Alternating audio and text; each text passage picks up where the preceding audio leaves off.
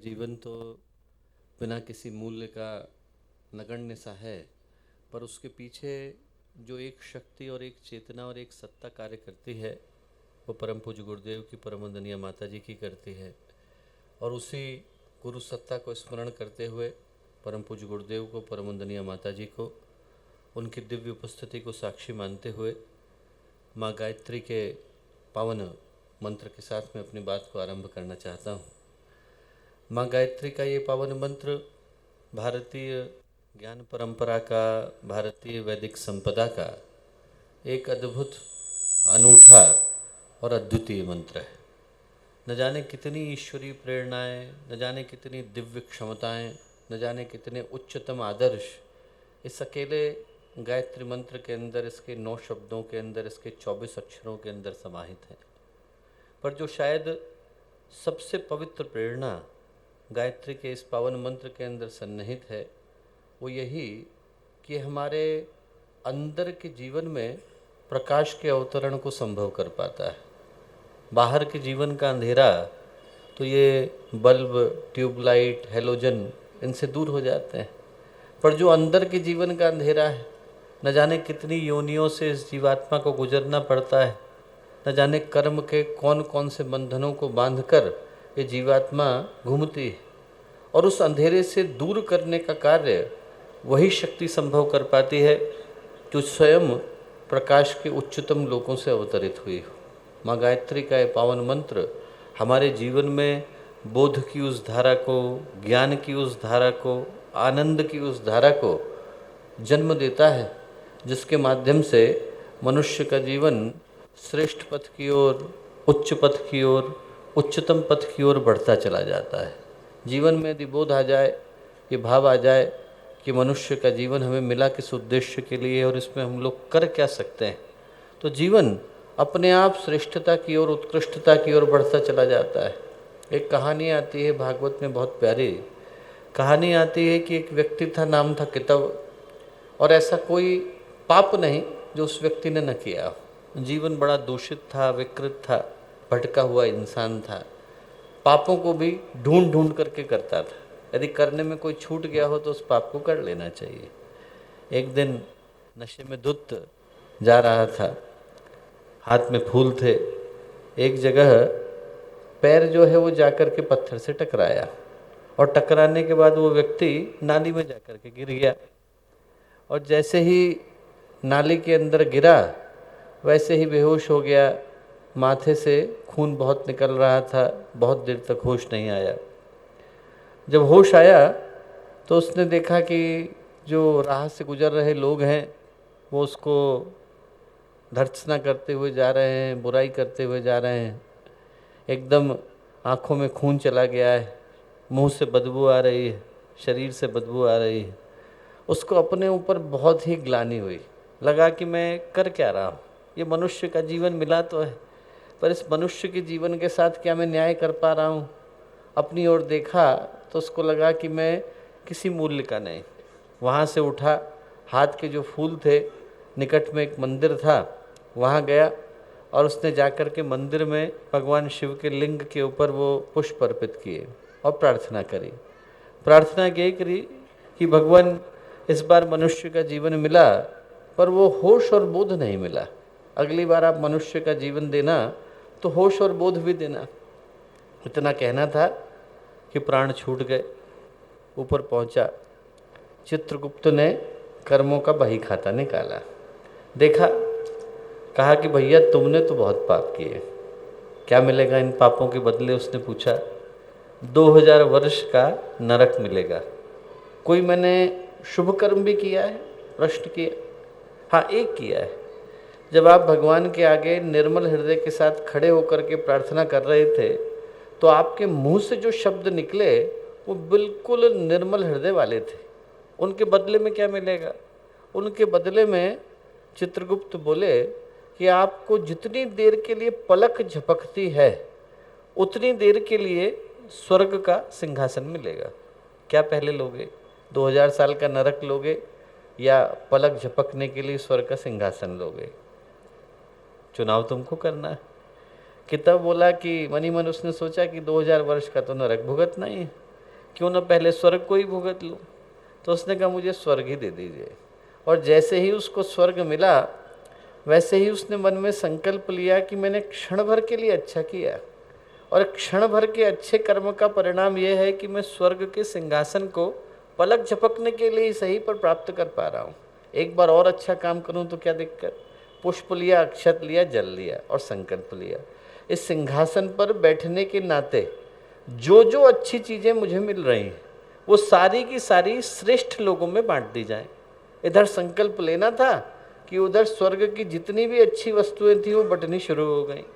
वशिष्ठ ऋषि को कामधेनु गाय चली गई, उच्च श्रवा घोड़ा अगस्त ऋषि को चला गया, चिंतामणि गाल्व ऋषि को चली गई, कौस्तुभ दूसरे ऋषियों में बट गया। जितना स्वर्ग का बहुमूल्य ऐश्वर्य था वो सारा का सारा ऋषियों के पास जाकर के पहुंच गया। और दान का क्या सिद्धांत है, जिसको दिया जाए उसके कर्मों के आप भागीदार बन जाते हैं। आप यदि अच्छे व्यक्ति को देते हैं तो उसके कर्मों के भागीदार बनते हैं। अच्छे उद्देश्य में जाकर के आपका दान लगता है, शुभ परिणाम को लेकर के आता है, और गलत जगह पर लगे तो गलत परिणाम को लाता है। कोई आतंकवादियों को बंदूकें दे दे और फिर कहे कि हमने तो दान दिया था, तो दान नहीं, अब तो आपको उसका परिणाम भुगतना पड़ेगा। वैसे ही यदि शुभ चीज शुभ व्यक्ति को जाती है तो शुभ परिणाम को लेकर के आती है। उस व्यक्ति को भी मिला। चित्रगुप्त ने कर्मों का बही खाता देखा। उनने कहा है जितने सप्तऋषि थे उन सब का पुण्य आकर के इसको लग गया है। बदले में क्या होगा? बोले बदले में 2000 वर्ष का नरक धुल गया है, अब इसको जन्म देना पड़ेगा। तो उसको जन्म मिला। प्रहलाद के पुत्र विरोचन के रूप में वो पैदा हुआ। आप कल्पना करके देखिए कि क्षण भर के लिए बोध आया तो उस व्यक्ति के जीवन में 2000 वर्षों के नरक को धुलने का सौभाग्य जुड़ा। व्यक्ति के पूरे जीवन में यदि बोध आ जाए, हर क्षण यदि जागरूकता के साथ सन्निहित हो, हर क्षण व्यक्ति के हृदय में बोध हो, संकल्प हो, अच्छा करने का भाव हो, अंदर में ये संकल्प निकल कर के आए कि हमें एक अच्छे उद्देश्य के साथ अच्छी दिशा में अच्छा करने के लिए आगे बढ़ना है, तो जीवन का परिणाम क्या निकल कर के आएगा। आज जब हम लोग गायत्री के इस पावन मंत्र को बोले तो मन में इसी संकल्प के साथ बोलें, इसी भावना के साथ बोलें कि आज से पहले का जीवन अलग और आज के बाद का जीवन अलग। आज हम लोग दीप यज्ञ की इस पावन वेला में आकर के बैठे हैं। यहाँ से संकल्प को, समर्पण को, सौभाग्य को, इन भावों को लेकर के जाएं। गायत्री का मंत्र इस भाव के साथ हम लोग बोलें, स्थिर चित्त के साथ, शांत मन के साथ, कि जीवन में नई संभावना का, नए सौभाग्य का उदय हो सके। एक बार शांत मन के साथ, शांत भावनाओं के साथ माँ गायत्री का पावन मंत्र साथ साथ।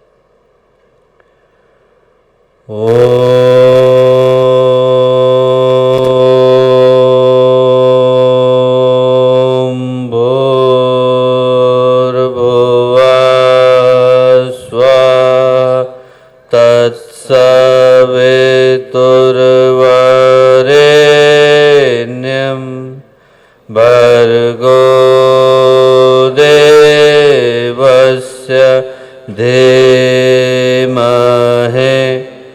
धियो यो नः प्रचोदयात्।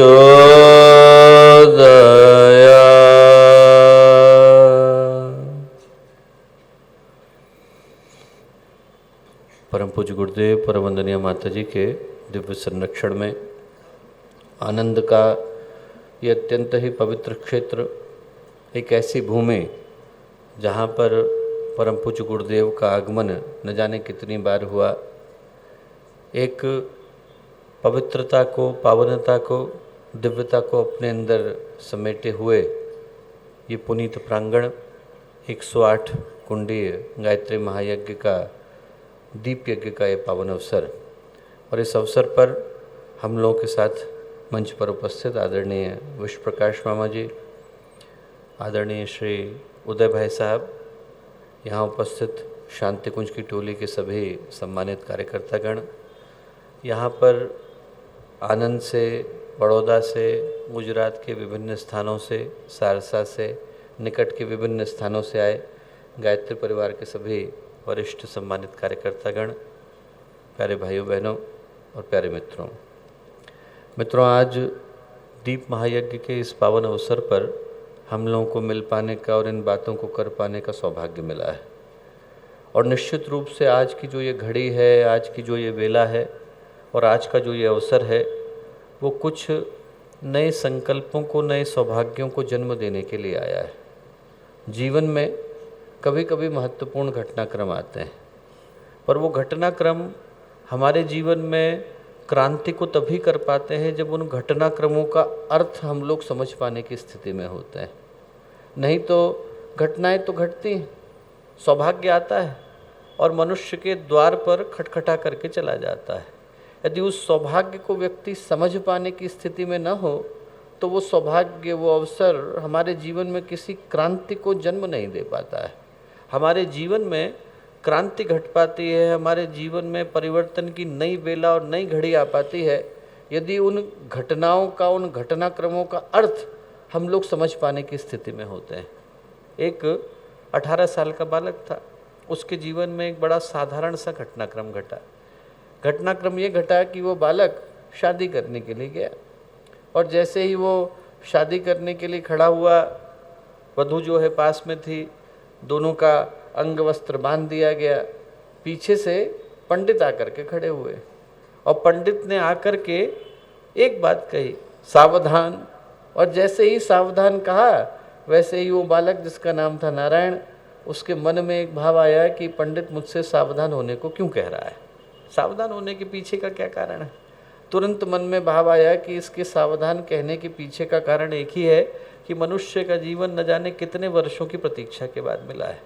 न जाने आत्मा कहाँ कहाँ भटकी है, न जाने मैं क्या क्या बनाऊँ, मक्खी बनाऊँ, मच्छर बनाऊँ, कुत्ता बनाऊँ, गधा, घोड़ा, बिल्ली, क्या क्या बनाऊँ। और आज न जाने कितने वर्षों की प्रतीक्षा के बाद इस मनुष्य की देह को धारण कर पाने का सौभाग्य मिला है। ये पंडित कह रहा है कि सावधान हो जा, अपने जीवन के उद्देश्य का स्मरण कर, इस आत्मा को जाना कहाँ है, उस ध्येय का, उस पथ का, उस उद्देश्य का अनुसंधान कर। बस वो शादी के मंडप से उतरे, जाकर नासिक के पास जो पंचवटी का जंगल है वहाँ जाकर के बैठे। 12 वर्ष के बाद जब वो बालक उठा तो उसका नाम समर्थ गुरु रामदास हो गया। घटनाक्रम छोटा सा था, घटनाक्रम तो साधारण सा था। घटनाक्रम इतना ही था कि शादी कराने वाले पंडित ने कहा था सावधान, और न जाने कितनों को उस पंडित ने सावधान कहा होगा। न शादी कराने वाले पंडित सावधान हुए और न सुनने वाले दूल्हा दुल्हन सावधान हुए, पर एक व्यक्ति के जीवन में वही सावधान क्रांति कर गया, क्योंकि उसको लगा कि जो मैं करने जा रहा हूँ इसके पीछे का उद्देश्य क्या है। घटनाएं वही होती है, पर हमारे जीवन में क्रांति कर पाती हैं यदि उन घटनाओं का अर्थ हम लोग लगा पाने की स्थिति में होते हैं। साधारण सी घटना एक राजकुमार के जीवन में घटी। नाम था सिद्धार्थ। घर से बाहर निकले, सारथी के साथ जा रहे थे, बाजार से रथ गुजर रहा था। एक वृद्ध व्यक्ति को देखा, मैं भी होऊंगा क्या। बीमार को देखा, मैं भी पढ़ूंगा क्या। एक शव यात्रा को देखा, मेरी भी निकलेगी क्या। बस 3 प्रश्न थे और 3 प्रश्नों का उत्तर जब हाँ में मिला तो राजकुमार सिद्धार्थ का जीवन बुद्धत्व की ओर मुड़ गया। घटनाएं साधारण सी थी। न जाने हम लोग जिंदगी में कितनी बार इन्हीं घटनाओं को घटता देखते हैं। व्यक्ति को वृद्ध होता भी देखते हैं, व्यक्ति को बीमार होता हुआ भी देखते हैं, शव यात्राओं का हिस्सा भी बनते हैं और शमशान तक होकर के भी आते हैं। पर हमारे जीवन में बुद्धत्व का दिया नहीं जल पाता, क्योंकि व्यक्ति घटनाक्रमों का अर्थ लगा पाने की स्थिति में नहीं होता। जीवन में क्रांति घट पाती है यदि हम लोग उन्हीं घटनाक्रमों को दूसरी दृष्टि से देख पाने की स्थिति में होते हैं। आज का दीप यज्ञ इसी संभावना को लेकर के आया है। मात्र दीपकों को जलाना होता तो हम लोगों को यहाँ आने की आवश्यकता नहीं थी। दीपकों को जलाने का काम व्यक्ति घर पर भी कर सकता है और जलाने के लिए किसी विशेष योग्यता की आवश्यकता नहीं। ऐसा नहीं है कि कोई कैम्ब्रिज से PhD करके आएगा तभी दीपक जला पाएगा। ऐसा भी नहीं है कि इसको जलाने के लिए आपको किसी विशेष सामग्री की आवश्यकता होती है। एक मोमबत्ती, एक अगरबत्ती है, दीपक है और जलाने के लिए माचिस की आवश्यकता है। बस कहीं से अग्नि आ जाए, अग्नि को पहुंचाने का कोई माध्यम बन जाए तो वो जो दीपक है वो जल उठता है। उसको जलाने के लिए कोई विशेष योग्यता, कोई विशेष प्रशिक्षण, कोई विशेष सामग्री की आवश्यकता नहीं होती। घटना साधारण सी होती है, पर हमारे जीवन में क्रांति कर पाती है यदि उस घटना के अर्थ को हम लोग समझ पाते हैं। आज का दीप यज्ञ हमारे लिए एक संभावना को लेकर के आया है। संभावना का स्मरण करना हो तो हमें स्मरण करना होगा कि जब भगवान बुद्ध के जाने का समय आया तो उनने क्या कहा। आनंद को बुलाया, आज की रात में शरीर को छोड़ने वाला हूँ। आनंद की आँख से आंसू गिरे। भगवान आप चले जाएंगे तो हमारी जिज्ञासाओं का अंत कौन करेगा, हमारे प्रश्नों का समाधान कौन करेगा, हमारे को जीवन की दिशा कौन दिखाएगा। भगवान बुद्ध के मुख से निकला, आनंद अप दीपो भव, अपने दीपक खुद बनो, बाहर से प्रकाश की प्रतीक्षा मत करो। वो अग्नि तुम्हारे भीतर मौजूद है, वो अंगारा आप में से हर व्यक्ति अपने अंदर लेकर के घूम रहा है। बस उस अंगारे को हवा देने की आवश्यकता है ताकि वहाँ से वो चिंगारी आग की तरह से जल उठे। हर व्यक्ति के अंदर देवत्व की, हर व्यक्ति के अंदर श्रेष्ठता की, हर व्यक्ति के अंदर उत्कृष्टता की वो संभावना विद्यमान है। और आज का जो दीपयज्ञ है वो हमें यही स्मरण कराने के लिए आया कि हम में से हर व्यक्ति सौभाग्य की जिस संभावना को लेकर के आया है, आज उसी अग्नि को प्रदीप्त करने की आवश्यकता है। बाहर के दीपक हम लोग 1000 बार जला करके गए हैं, आज का अवसर भीतर के दीपक को जलाने का है, भीतर की अग्नि को जलाने का है। आज का अवसर इस उद्देश्य के साथ आया है कि हर व्यक्ति याद कर सके कि न जाने कितने वर्षों की प्रतीक्षा के बाद इस मनुष्य के जीवन को प्राप्त करने का अवसर मिला है। यहाँ से उठें तो सौभाग्य को स्मरण करके उठें, यहाँ से उठें तो जीवन में संकल्प की दिशा को निर्धारित करके उठें, यहाँ से उठें तो मन में इस भाव को लेकर के उठें कि अब जीवन का एक भी क्षण, एक भी कण, एक भी अंश और एक भी मिनट व्यर्थ के काम के अंदर जाया होने वाला नहीं है। यहाँ से उठेंगे तो संकल्प को लेकर के उठेंगे। आज का दीपयज्ञ इसी भाव को लेकर के आया है। एक आप जरा समीक्षा करके देखिए, मूल्यांकन करके देखिए। हम लोग छोटे थे, छोटे से लेकर अब बड़े हो गए और आज जीवन एक दिशा को, गति को भी प्राप्त कर गया है। यदि हम लोग इतने दिनों की अवधि का एक मूल्यांकन करके सोचें कि इतने दिनों में समाज ने हमें सिखाया क्या है, तो हमें समझ में आएगा कि समाज हमें ये सिखाता है, एक चीज़ बड़ी गंभीरता के साथ सिखाता है। क्या सिखाता है? ये सिखाता है कि समाज हमारी प्रगति का मूल्यांकन सफलता के आधार पर करता है, और सफलता का मूल्यांकन इस आधार पर करता है कि आप दूसरों की तुलना में कितने सफल हो पाए। आपके पास कितना है इतना काफ़ी नहीं है, औरों से ज़्यादा है कि नहीं। आपके पास घर है इतना काफ़ी नहीं है, औरों से बड़ा है कि नहीं। आपके पास पैसा है इतना काफ़ी नहीं, औरों से ज़्यादा है कि नहीं। आपके पास नौकरी इतना काफ़ी नहीं, औरों से बढ़िया है कि नहीं। आपके पास गाड़ी है इतना काफ़ी नहीं, औरों से श्रेष्ठ है कि नहीं। आपकी ज़िंदगी का मूल्यांकन इस आधार पर समाज करता है कि हम उस भागदौड़ में, उस प्रतिद्वंदिता में आगे हो पाए कि नहीं। जिस रेस में दुनिया लगी हुई है उस रेस में हम लोग फर्स्ट हो पाए कि नहीं। यदि नहीं हो पाए तो ज़िंदगी में आपको सुख नहीं मिला, सफलता नहीं मिली, शांति नहीं मिली। चाहे उस स्थान पर पहुंचने के लिए व्यक्ति को गलत राह का इस्तेमाल करना पड़े, गलत चाह का इस्तेमाल करना पड़े, आदर्शों को ठुकराना पड़े, मूल्यों को ठुकराना पड़े, मानवता को गंवाना पड़े, अपनों के गले के ऊपर सिर रख कर के आगे बढ़ना पड़े, व्यक्ति को फर्क नहीं पड़ता। क्योंकि दुनिया की दृष्टि में सफलता के मानदंड इस आधार पर तय होते हैं कि हम बाहर की दृष्टि से सफल हो पाए कि नहीं। अंदर मनुष्य का जीवन मिला था, शांति मिली कि नहीं, संतोष मिला कि नहीं, जीवन का ध्येय मिला कि नहीं, मनुष्य के जीवन के रूप में आत्म साक्षात्कार की, आत्म प्रतिष्ठा की संभावना मिली थी, वो मिला कि नहीं। उधर किसी की दृष्टि नहीं है, निगाहें नहीं है। क्यों? क्योंकि ज़िंदगी उन चीज़ों को बटोरने में चली जाती है जो चीज़ें ज़िंदगी में किसी मूल्य की आती नहीं। जो प्राप्त करना था वो व्यक्ति भुला करके बैठा है, और जो नहीं प्राप्त करना था उसके लिए ज़िंदगी पूरी तरह से खपती नजर आती है। आप जरा सोच करके देखिए, गुरुदेव ने प्रज्ञा पुराण में एक बड़ी प्यारी कथा लिखी है। कथा लिखी है कि एक राज्य था, राज्य में एक बड़ा विचित्र सा नियम था। नियम क्या था? नियम ये था कि वहाँ पर जैसे ही कोई राजा बनता था तो उसको राजा बनते से ही वो लोग सब ऐश्वर्य के साधन वहाँ जुटा दिया करते थे। आपको इच्छा होनी चाहिए, अगले क्षण में पूरा करेंगे। जो आपने कामना करी अगले क्षण में लेकर के आएंगे। 5 वर्ष तक उस व्यक्ति को सारे के सारे भोग के साधन, हर चीज़ें इच्छा हुई और उपलब्ध कराते थे।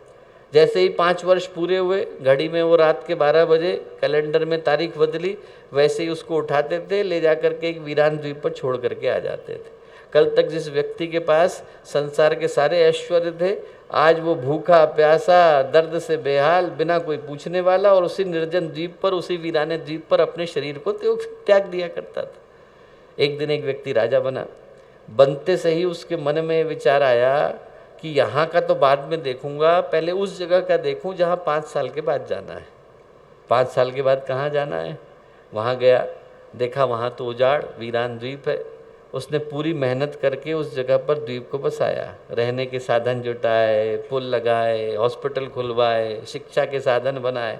और 5 साल के बाद जब उस व्यक्ति को वहाँ ले जाया गया तो वो जगह इस जगह से ज़्यादा सुंदर थी, उसके अपने साम्राज्य से वो जगह ज़्यादा सुंदर थी। वैसे ही उसी राजा की तरह से 5 से कुछ ज़्यादा साल के लिए हम लोगों को जीवन मिला हुआ है। तैयारी उस जगह की करनी अनिवार्य हो जाती है जहाँ पर इस शरीर को कमाने के बाद, इस शरीर की उम्र को पूरी करने के बाद हम में से हर एक को जाना है। और जहाँ जाना है वहाँ पर तो पैदल ही जाना है, न हाथी है न घोड़ा है, वहाँ पैदल ही जाना है। आदमी के पास न पैसा काम आता है, न दौलत काम आती है, न दुनिया की कोई चीज़ काम आती है। ऐसा कोई व्यक्ति नहीं और ऐसी कोई संपदा नहीं जो मृत्यु के बाद भी हमारे साथ चली जाती हो। सिकंदर के जाने का समय आया तो उसने अपने सेनापति को क्या कहा? यही कहा कि कल को जब मैं मर जाऊं तो मेरी मुट्ठियां खोल देना। क्यों? सेनापति ने पूछा। दुनिया को पता चलना चाहिए कि वो सिकंदर जो जिंदगी भर कुछ पाने के लिए दौड़ा, जब गया तो खाली हाथ ही गया। सिकंदर भी यहाँ से खाली हाथ ही गया, ले करके वो भी नहीं गया। दुनिया का ऐसा कोई खजाना नहीं जो व्यक्ति यहाँ से पार ले करके चला जाता हो। तब भी जिंदगी हमारी चाहत और गैर चाहत में एक दौड़ में बदल जाती है। व्यक्ति को पता नहीं चलता और व्यक्ति भूल करके बैठ जाता है कि मनुष्य का जीवन जो न जाने कितनी कष्ट कठिनाइयों के बाद प्राप्त हो पाता है। हम लोग ध्यान से देखें, यदि धर्म की भाषा को समझते हों और धर्म की दृष्टि से मूल्यांकन करके देखें तो हमारे शास्त्र कहते हैं कि 84 लाख योनियों में भटकने के बाद तब मनुष्य का ये जीवन व्यक्ति को प्राप्त हो पाता है। व्यक्ति छोटे छोटे स्थान से और न जाने कहाँ कहाँ की यात्रा करता है, तब जाकर उसको ये सौभाग्य मिल पाता है कि मनुष्य की इस देह को धारण कर पाए। इसीलिए रामचरितमानस में गोस्वामी तुलसीदास जी कहते हैं, बड़े भाग मनुज तन पावा, सुर दुर्लभ सदग्रंथ ही गावा। बड़े भाग्य से ये मनुष्य का जीवन मिला है, देवताओं के लिए भी दुर्लभ है, ऐसा शास्त्र बताते हैं। यदि हम लोगों की आस्था न हो धर्म पर, कर्म पर, अध्यात्म पर, हम कहें बेकार की बातें हैं। विज्ञान की दृष्टि से भी सोच करके देखें तो जिस जगह पर आज मैं आकर के बैठा हूँ वो कौन सी एक रात की यात्रा है, न जाने कितने लाखों वर्षों का इवोल्यूशन जुड़ा हुआ है। कभी हम लोग यूनिसेलुलर ऑर्गेनिज्म थे, फिर मल्टी सेलुलर बने, फिर उसके बाद फिश बने, फिर एम्फीबियन बने, फिर रेप्टाइल बने, फिर एप बन गए, फिर एक दिन एप खड़ा हो गया, फिर उसमें कॉग्निटिव इवोल्यूशन आ गया, इमोटिव आ गया, इंटेलेक्चुअल आ गया और उसके बाद टेक्नोलॉजिकल इवोल्यूशन आ गया। वो जो यात्रा है वो भी 4.6 खरब वर्ष पुरानी है। एक वर्ष की या एक दिन की या एक मिनट की प्रतीक्षा का परिणाम नहीं है। हजारों वर्षों की यात्रा के बाद ये मनुष्य के जीवन को प्राप्त करने का सौभाग्य मिल पाता है। चाहे दृष्टि आपकी कबीर की हो या आइंस्टाइन की हो, आप पतंजलि को मानते हो या बुद्ध को मानते हो, गुरुदेव को मानते हो या हाइजेनबर्ग को मानते हो, इससे फर्क नहीं पड़ता। ये जो मनुष्य का जीवन हम लोगों को मिला अनेकों वर्षों की प्रतीक्षा के बाद है। और जिस तरह से व्यक्ति इसको बिना किसी तैयारी के, बिना किसी योजना के, बिना किसी रणनीति के गंवा देता है, वो गंवाता देख करके तो आश्चर्य होता है। व्यक्ति को गंवाना ही था तो व्यक्ति इतना तड़पा क्यों था, इसके लिए इतनी प्रतीक्षा क्यों करी थी। आप यदि भूत प्रेतों को देखें 2-2 हज़ार साल के लिए उनको वो योनि मिलती है और 2000 साल में सो भी नहीं पाते हैं, किसी को सोने भी नहीं देते हैं। पहली बार तो नींद नसीबी तब होती है जब माँ का गर्भ मिल पाता है। तो व्यक्ति न जाने कितने दिनों तक भटकने के बाद तब जाकर इस मनुष्य के जीवन को प्राप्त करने का सौभाग्य जुटा पाता है। और आज जब मिल जाता है तो हीरे के रूप में मिला जन्म व्यक्ति कंकड़ की तरह से उठा करके फेंकता है। गुरुदेव ने कथा लिखी प्रज्ञा पुराण में, कथा लिखी कि एक व्यक्ति था, गांव में रहता था, उस गांव से नदी बहती थी। सिद्ध संत गुजरे तो उनने कहा कि बेटा ये जो नदी के किनारे पत्थर पड़े हुए हैं, करोड़ों पत्थर, इन पत्थरों में से एक पत्थर पारस का पत्थर है, कैसे पता चले। उसको लगा कि मुझे मिले, पर दिखने में तो सारे एक जैसे हैं। तो उसने एक नियम बनाया। नियम ये बनाया कि अपने बाएं हाथ में तो लोहे का बुरादा लिया, सुबह सुबह घूमने के लिए निकलेंगे, पत्थर को उठाएंगे, बुरादे में छुलाएंगे, घिसेंगे। सोना बन गया तो ठीक, नहीं बना तो पत्थर को उठा करके पानी में फेंक देंगे ताकि दोबारा से उसी पत्थर को नहीं उठाना पड़े।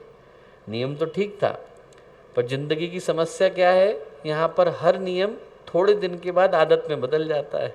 हम लोग शुरू करते हैं तो मन में उत्साह होता है, ये जो हमको अवसर मिला है इसको पूरी तरह से पूरी सजगता के साथ जिएंगे, सौभाग्य के साथ जिएंगे। नई जॉब मिलती है, आदमी सोचता है ये करके दिखाएंगे, नया अवसर मिलता है, व्यक्ति सोचता है ये करके दिखाएंगे। थोड़े समय के बाद आदत में बदल जाती है, व्यक्ति को होश भी नहीं रहता कि मिला क्यों, करना क्या है। वैसा ही उसके साथ हुआ। एक हफ्ते तक तो नियम ठीक चला, एक हफ्ते के बाद आदत पड़ गई। सिर्फ इतना याद रहा कि पत्थर उठाना है, यहाँ बुरादे में छुलाना है, पानी के अंदर फेंकना है। उठा क्यों रहे हैं, छुला क्यों रहे हैं, पानी के अंदर फेंक क्यों रहे हैं, भूल गया उद्देश्य क्या है। ये विदा सिर्फ आदत रह गई, यहाँ से उठाना है, छुलाना है, पानी में फेंकना है। एक हफ्ता गुजर गया, एक वर्ष गुजर गया, 10 वर्ष और 20 वर्ष गुजर गए। गुरुदेव ने लिखा है, एक दिन पत्थर उठाया, इधर छुलाया, पानी के अंदर फेंका, 100 मीटर आगे बढ़ा और देखा कि ये जो बुरादा था ये सोने में बदल गया, पर वो जो पारस का पत्थर था वो हाथ से चला गया। ऐसे ही मनुष्य का जीवन है, मिला है पारस के पत्थर के रूप में मिला है। इस मनुष्य के जीवन में हम लोग जो चाहे वो बन पाने की संभावना अपने अंदर सुरक्षित रखते हैं। हर व्यक्ति के पास ये संभावना है कि यदि इसी क्षण होश आ जाए, बोध आ जाए, साहस आ जाए, संकल्प आ जाए, तो व्यक्ति यहाँ से उठे तो अपने जीवन की दिशा को बदल करके उठ सकता है। आज का दिन, दीप यज्ञ का ये दिन इसी संभावना को जगाने के लिए आया। स्मरण करें कि आज पहली बार मनुष्य नहीं बने हैं, न जाने कितनी बार बने होंगे, न जाने कितनी बार ये देह हमने धारण करी होगी, न जाने कितनी बार इन पथों से गुजरे होंगे। शिव पुराण में कथा आती है कि भगवान शिव बैठे थे, नंदीश्वर बैठे थे, जोर की आवाज़ हुई। नंदीश्वर ने पूछा कि क्या हुआ भगवान? भगवान बोले कि रावण पैदा हुआ है। इतना बोलना था, एक और जोर की आवाज़ हुई, क्या हुआ भगवान? भगवान बोले रावण मारा गया। रावण का आना और जाना एक क्षण की घटना बन करके रह जाता है। हम लोग न जाने कितनी बार आए, न जाने कितनी बार गए होंगे। गीता में भगवान बोलते हैं, न त्वयिवाहम जातु नासम न त्वं नेमे जनाधिपा न चैव न भविष्यामा सर्वे वयमतः परम। अर्जुन, ये सामने जो राजा खड़े हैं, हजारों बार मैं इनको खड़ा हुआ देख चुका हूँ। हजारों बार तू आया है, हजारों बार मैं आया हूँ। एक युग में भगवान एक बार आते हैं, एक युग में 2 ही लोग एक बार आते हैं।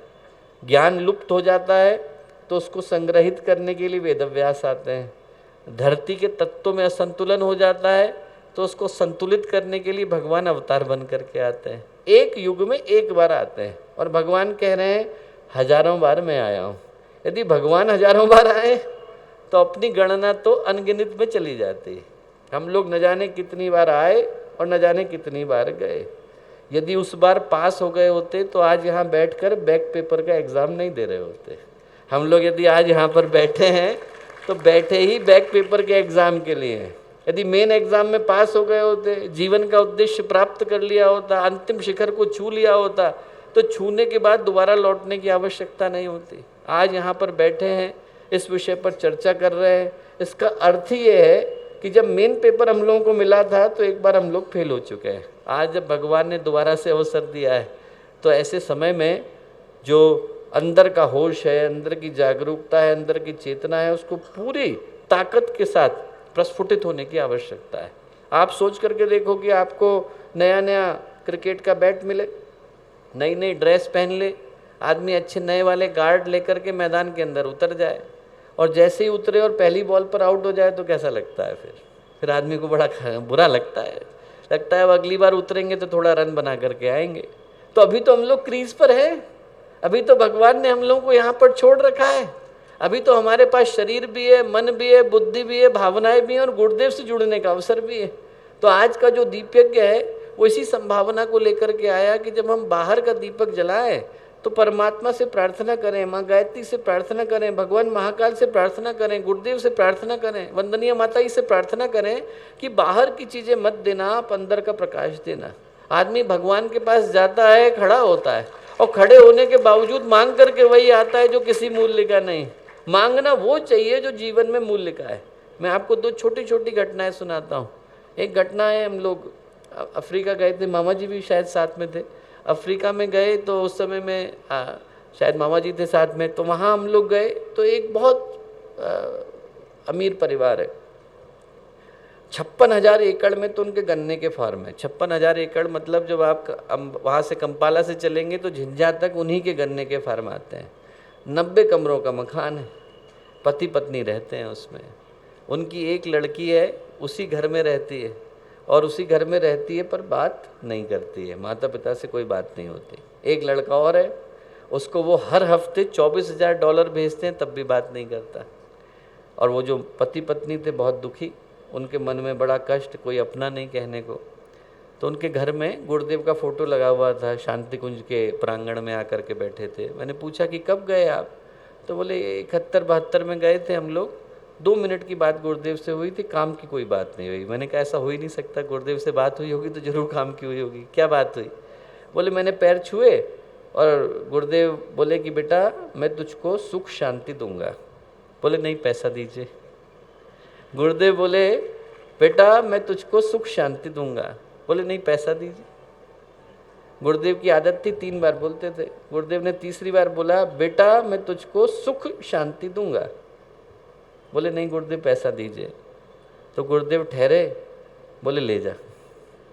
पैसा मिल गया पर शांति नहीं मिली। भगवान को पता होता है कि हमारे लिए मूल्य का क्या है। भगवान के पास जाएं तो दीप यज्ञ के अवसर पर यही प्रार्थना करें कि बाहर का अंधेरा तो चला ही जाएगा, आप भीतर के अंधेरे को दूर करने के लिए प्रकाश दीजिए। हम लोग छोटे थे, छोटे छोटे बच्चे थे, इतने बड़े बड़े, तो गुरुदेव बुला करके कहानी सुनाते थे। एक कहानी मैं भूलता नहीं, ज़्यादातर कहानियाँ सुनाता हूँ वहीं की सुनी हुई हैं। तो गुरुदेव के पास थे हम लोग, तो गुरुदेव ने बुलाया। बोले ऐसा था बेटा कि एक राजा रहता था, जंगल में शिकार करने के लिए गया, रास्ता भटक गया। तो जब रास्ता भटका तो अंदर में भटकते भटकते बहुत दूर चला गया। तो एक जगह पर एक किसान रहता था। किसान ने राजा को अपने पास रखा, ठीक किया, भूखा प्यासा था, खाना खिलाया, उसको आराम कराया। और उसके बाद जब वो राजा थोड़ा ठीक हो गया तो वो उसको लेकर के आया और उसने उसको सही मार्ग दिखाया कि यदि आप इस मार्ग को पकड़ करके जाओगे तो आप अपने राज्य तक पहुंच जाओगे। राजा कृतज्ञ था उस किसान के लिए। तो राजा बोला कि ऐसा है उस किसान से कि भैया तुमने मेरे ऊपर उपकार किया और बदले में मैं तुम्हारा उपकार चुकाना चाहता हूँ। क्या मांगोगे? एक काम करो, आज मत मांगो। राजा क्या बोला? आज मत मांगो, अच्छे से सोचो। जिस दिन तुम्हारे मन में आ जाए कि मुझे राजा से ये चीज़ मांगनी है, उस दिन मेरे पास आना और आप जो भी मांगोगे मैं आपको पूरी करके दूंगा। जो भी मांगोगे मैं पूरा करके दूंगा। 3 वर्ष गुजर गए। 3 वर्ष के बाद क्या हुआ? किसान के एक दिन समझ में आया कि राजा से क्या मांगना है। राजा के दरबार में पहुंचा। राजा के दरबार में पहुंचा तो राजा ने कहा कि अरे पहचान गए? अरे तुम्हें समझ में आ गया क्या मांगना है? हाँ समझ में आ गया। क्या मांगना है? वो किसान बोला कि राजा साहब इस बार हमारे खेत में कद्दू की फसल नहीं हुई है, आप एक कद्दू दे दीजिए। गुरुदेव बोले राजा के पास गए और मांगा क्या? कद्दू। मांगने को राज्य मांग सकता था पर मांगा क्या? कद्दू। वैसे ही व्यक्ति भगवान के सामने खड़ा होता है, गुरुदेव के सामने खड़ा होता है, मांगना है तो व्यक्ति ये मांगे कि अंतर मन का अंधेरा जाए। नौकरी तो कोई भी दिला देगा, हमारी तबीयत तो कोई भी ठीक कर देगा, वो काम तो एक पैरासीटामोल की गोली कर सकती है। उसके लिए भगवान के आगे खड़े होने की आवश्यकता नहीं। भगवान के आगे खड़े हो रहे हैं और भगवान से जुड़ने का अवसर मिल रहा है तो ये मांगे कि जो जन्म जन्मांतर का अंधेरा छा गया है आज आप उससे मुक्ति दिला दीजिए। बाहर का दीपक जलाएं तो प्रार्थना ये भी करें कि हमारे भीतर का सवेरा हो, अंदर का उजाला आना चाहिए, अंदर का प्रकाश आना चाहिए। जन्म जन्मांतर के जो कर्म छटे हुए हैं उनसे मुक्ति का आप आधार बताइए। आज का जो दीपयज्ञ है वो इस प्रेरणा को लेप करके आया कि बाहर का सवेरा तो हो ही हो पर भीतर का उजाला भी हो। और दीपक किस चीज़ की प्रेरणा देता है? दीपक दोस्तों प्रेरणा देता है कि यदि एक दीपक के अंदर साहस आ जाए, आत्मविश्वास आ जाए तो न जाने कितनों को वो हरा देने की सामर्थ्य अपने अंदर सुरक्षित रखता है। हम में से यदि हर व्यक्ति के अंदर ये साहस आ जाए, हर व्यक्ति के अंदर यदि बल आ जाए कि नहीं चाहे दुनिया में कितना भी बुरा हो रहा हो, पर मैं अकेला उससे लड़ने के लिए तत्पर खड़ा रहूंगा। और एक को देख करके 100 को बल आता है, 100 को देख करके 1000 को बल आता है, 1000 को देख करके लाख को बल आता है, और लाख को देख करके युग बदल जाता है। यदि आदमी के अंदर ये विश्वास आ जाए कि मुझे खड़ा होने की आवश्यकता है, और कोई खड़ा हो ना हो, दीपक इतनी प्रेरणा तो देता ही है कि हम में से हर व्यक्ति सूरज नहीं बन सकता, पर हम में से हर व्यक्ति दीपक तो बन सकता है। इतना हमारे लिए संभव नहीं कि हम पूरे ब्रह्मांड के अंदर प्रकाश पहुंचाएं, पर इतना हमारे अंदर संभव है कि जितनी हमारी परिधि है, जितना हमारा क्षेत्र है, उतने के अंदर हम लोग प्रकाश को पहुंचा करके आए। हमारे परिवार के अंदर पहुंचाएं, हमारे गली के अंदर पहुंचाएं, हमारे मोहल्ले के अंदर पहुंचाएं। इतना विश्वास व्यक्ति अपने अंदर लेकर के जाए। एक कहानी आती है, बड़ी छोटी सी कहानी आती है कि हरी हरी घास थी, उसमें घास का सूखा तिनका पड़ा हुआ था। परेशान हो रहा था, जो हरी हरी घास थी वो सूखे तिनके को गाली दे रही थी, अरे ये तो किसी मतलब का नहीं, देख यहाँ पड़ा हुआ है, बेमतलब में पड़ा हुआ है, देख हमें देख कितनी अच्छी अच्छी हरी हरी घास है, हम तो कितने अच्छे हैं, हमें खाने के लिए गाय आती है, भैंस आती है, तो यूँ ही बिना मतलब का है। और वो घास का सूखा तिनका भी सोचता है कि अरे मेरा तो कोई मतलब ही नहीं। इतनी देर में हवा का झोंका आया तो वो घास का सूखा तिनका उड़ता हुआ गया, पानी के अंदर गिर गया। पानी के अंदर गिरा तो क्या हुआ, एक कोना तो किनारे पे लगा और एक कोना पानी के अंदर चला गया। जो कोना पानी के अंदर गया वहाँ पर क्या था, एक चींटी डूब रही थी। तो चींटी ने जैसे ही देखा कि घास का तिनका आया है, उसने सहारा लिया और किनारे आ गई। तो चींटी ने बाहर निकल करके घास के तिनके से कहा कि भैया तुम्हारा बड़ा धन्यवाद, तुमने आज हमारा जीवन बचाया। और घास का तिनका बोला, नहीं बहन, धन्यवाद तो तुम्हारा, तुमने मुझे मेरा मूल्य बताया। यदि हमें ये समझ में आ जाए, जिंदगी में कष्ट आए, तकलीफ आए, आपको लगे कि आपका आत्मविश्वास कमज़ोर पड़ रहा है, तो आप दीपक को याद करना, आप उस घास के सूखे तिनके को याद करना। यदि घास का एक सूखा तिनका चींटी की जान बचा सकता है, तो हम में से हर व्यक्ति के अंदर इतनी ताकत है कि हम घास के सूखे तिनके से ज़्यादा शक्ति और सामर्थ्य अपने अंदर सुरक्षित रखते हैं। दीपक हमें बताता है कि यदि हम साहस के साथ खड़े हो जाएं तो एक दीपक दीपावली करने के लिए पर्याप्त होता है। यदि व्यक्ति अपने पूरे बल के साथ खड़ा हो जाए तो अनेकों के जीवन में प्रेरणा देने के लिए पर्याप्त होता है। हम लोग कैरेबियन में एक बार एक बड़ी अद्भुत घटना घटी। वहाँ पर एक मंदिर है कैरेबियन में, महंत रामदास का मंदिर। आप में से कोई जाए, कभी गया ना तो जाइएगा। उसके पीछे की कहानी क्या है? कहानी ये है कि अंग्रेज भारत से यहाँ विशेष रूप से बिहार, भोजपुर और पूर्वोत्तर का जो क्षेत्र है, वहाँ से बहुत सारे लोगों को उठा करके ले गए गन्ने की खेती के लिए, और ले जा करके जो कैरेबियन समूह हैं, सूरीनाम है, मॉरिशस है, फिजी है, इन जगहों पे छोड़ दिया। अब किसी के पति को ले गए, किसी के बच्चे को ले गए, सब अपने परिवार से बिछुड़ गए। और सन 1870-80 की घटना है। उस समय में भारत लौटने के लिए 4.5-5 महीने समुद्र से लगते थे। आज की तारीख में ही व्यक्ति नहीं लौट पाता है, तो उस ज़माने में तो और भी मुश्किल था। तो जो जहाँ गया वहीं का रह गया। अब वहाँ पर वो लोग एक दूसरे को गीता, रामायण, जिसको जितनी याद थी वो सुनाते, उसी के आधार पर संस्कृति को सुरक्षित रखते। ऐसे करते करते एक जनरेशन हो गई, दूसरी हो गई, तीसरी हो गई। तो 1960 में क्या हुआ, लोगों ने कहा कि साहब हम लोग इतना भगवान का नाम लेते हैं, हमारा कोई मंदिर तो यहाँ है ही नहीं। बोले एक काम करते हैं, हम भगवान का मंदिर बनाते हैं। ठीक, सरकार के पास गए, सरकार से कहा कि साहब यहाँ पर मंदिर बनाने की परमिशन दीजिए। सरकार बोली आप मंदिर नहीं बना सकते। क्यों? हमारे देश के संविधान में लिखा हुआ है, this is a Christian country, you can not build a temple. बोले there could be no temple on the land of Caribbean. Caribbean की धरती पर कोई टेम्पल नहीं बन सकता, हमारे संविधान में लिखा हुआ है। तो महंत रामदास थे, भारत से गए हुए थे। बोले आपका कानून क्या कहता है? बोले कानून ये कहता है कि कैरेबियन की धरती पर मंदिर नहीं बन सकता। बोले समुद्र पे बन सकता है कि नहीं? अब उनके पास कोई जवाब नहीं। उनने अगले दिन क्या किया, 2 बाल्टी रेत उठाई और बोले हम समुद्र को पाट करके आएंगे, समुद्र के अंदर मंदिर बनाएंगे। एक व्यक्ति को देखकर 87,000 लोग अपने अपने घरों से 2-2 बाल्टी रेत लेकर के आ गए। और जब 87,000 लोग 2-2 बाल्टी रेत लेकर के आए तो सरकार को कानून बदलना पड़ा, वहाँ पर मंदिर बनाने की परमिशन देनी पड़ी। एक व्यक्ति खड़ा होता है तो उसको देखकर हजारों के अंदर बल आता है। आप यहाँ से संकल्प लेकर के जाना कि यदि हमारे संकल्प में बल है तो हम हजारों को प्रेरणा दे पाने का आधार बन सकते हैं। और जो अंतिम चीज़ दीपक हमें सिखाता है दोस्तों, वो ये सिखाता है कि दीपक दूसरे के घर में प्रकाश तभी कर पाता है जब वो अपने आप को जला पाता है। जो अपने आप को जला पाता है वही दूसरे के पास प्रकाश पहुंचा पाता है। किसी बत्ती को जलना पड़ता है, किसी को स्वयं तपना पड़ता है, तभी वो दूसरे के घर में प्रकाश को पहुंचा पाने की स्थिति में आ पाता है।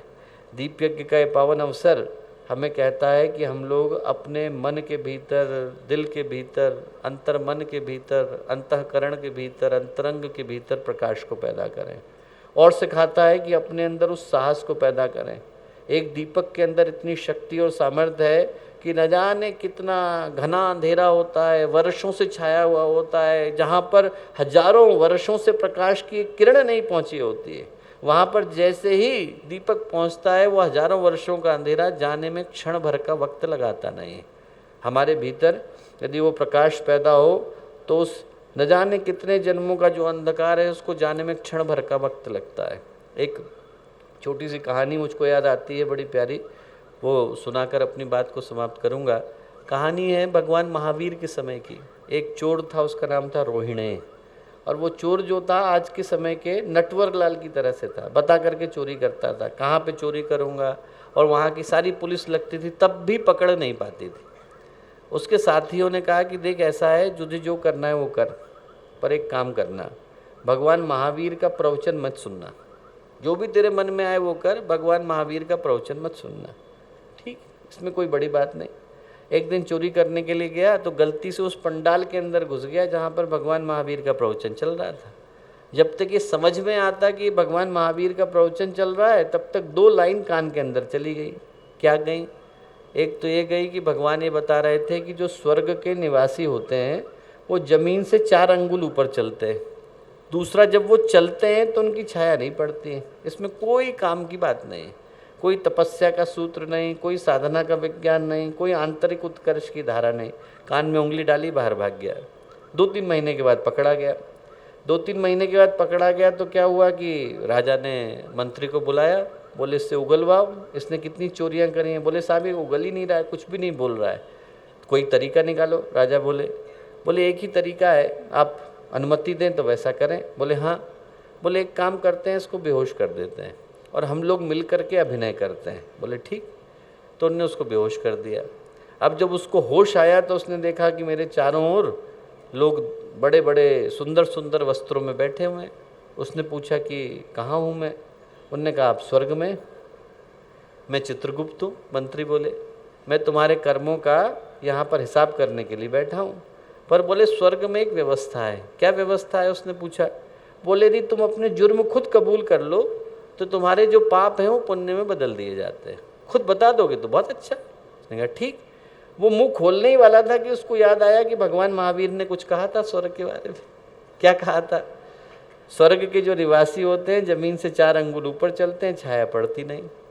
उसने कहा कि आप चित्रगुप्त हैं? बोले हाँ। स्वर्ग लोक है? बोले हाँ। एक बार खड़े होकर के दिखाएंगे? खड़े हुए। जैसे ही खड़े हुए तो छाया भी पड़ी, ज़मीन पर भी पैर आया और उसकी समझ में तुरंत आया कि ये स्वर्ग नहीं है। वहाँ से भागा तो उसके मन में सबसे पहला विचार ये आया कि एक लाइन मेरे कान के अंदर गई और उसने आज मेरे जीवन को बचाया। पूरा सुना होता तो कहाँ पहुँचा होता। तुरंत वो वहाँ से निकला और सीधे निकल करके भगवान महावीर के पास पहुँचा और भिक्षु बना। हम लोग सोच करके देखें कि हम में से किसी के कान में गुरुदेव की एक लाइन गई होगी और उस एक लाइन ने हमारे जीवन को बदला है। किसी के कंधे पर गुरुदेव का एक हाथ पड़ा होगा और उस हाथ के कारण आज हम लोग यहाँ आकर के बैठे हैं।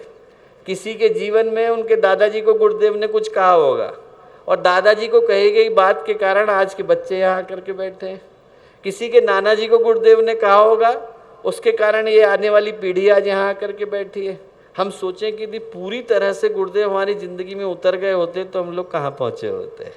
आज का जो दीप यज्ञ है वो ये याद दिलाने के लिए आया है कि आज हम गुरुदेव को पूरी तरह से अपना लें। यदि व्यक्ति पूरी तरह से अपनाता है तो जीवन में क्रांति की शुरुआत हो पाती है।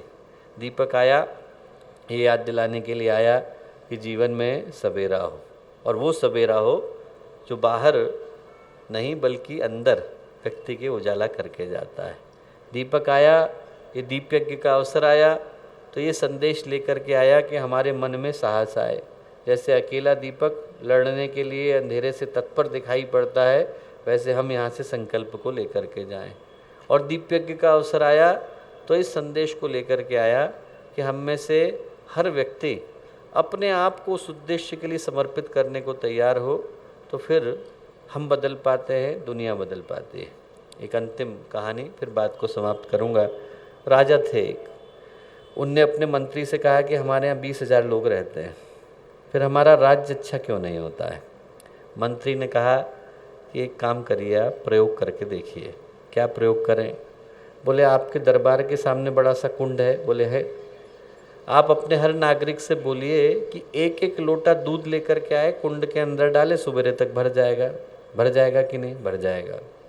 राजा ने घोषणा करवा दी, मुनादी पिटवा दी। सब लोग अपने अपने घरों से एक एक लोटा दूध लेकर के आएंगे, सामने वाले कुंड में डालेंगे। अगले दिन राजा भ्रमण के लिए निकले, देखें हमारा कुंड कितना भरा है, तो देखा उसमें एक भी बूंद दूध नहीं। कहाँ गया सारा दूध? पता कराया तो हर व्यक्ति ने क्या सोचा? हर व्यक्ति ने सोचा कि वो 19,999 लोग तो डालने वाले, मैं अकेला नहीं डालूंगा तो किसको पता चलने वाला है? कौन देखने आएगा कि एक लोटा दूध उसमें कम है? वैसे ही दुनिया नहीं बदलती। हर व्यक्ति ये सोचता है कि वो 7 खरब लोग तो बदलने वाले हैं, मैं अकेला नहीं बदलूंगा तो किसको पता चलने वाला है। दीप यज्ञ हो पाता है जब हर व्यक्ति का दीपक उसमें जाकर के जलता है। हर दीपक यही सोचे कि अरे मैं अकेला नहीं जला तो कौन जानने वाला है, तो दीपावली नहीं हो पाएगी। दीपावली हो पाएगी, दीप यज्ञ हो पाएगा यदि हर दीपक उसमें जलने के लिए तैयार नजर आएगा। हम यहाँ से उठें तो दीपक बन करके उठें।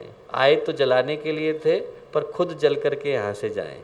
यहाँ से उस संदेश को, सूत्र को, संकल्प को लेकर के जाएं जो व्यक्ति के जीवन में सदा के लिए सबेरा करके जाती है। वो संभावना आप में से प्रत्येक के जीवन में घटे, ऐसी प्रार्थना पूज्य गुरुदेव से, वंदनीय माता जी से करते हैं। बहुत सारी शुभकामनाएं, बहुत सारी मंगल कामनाएं।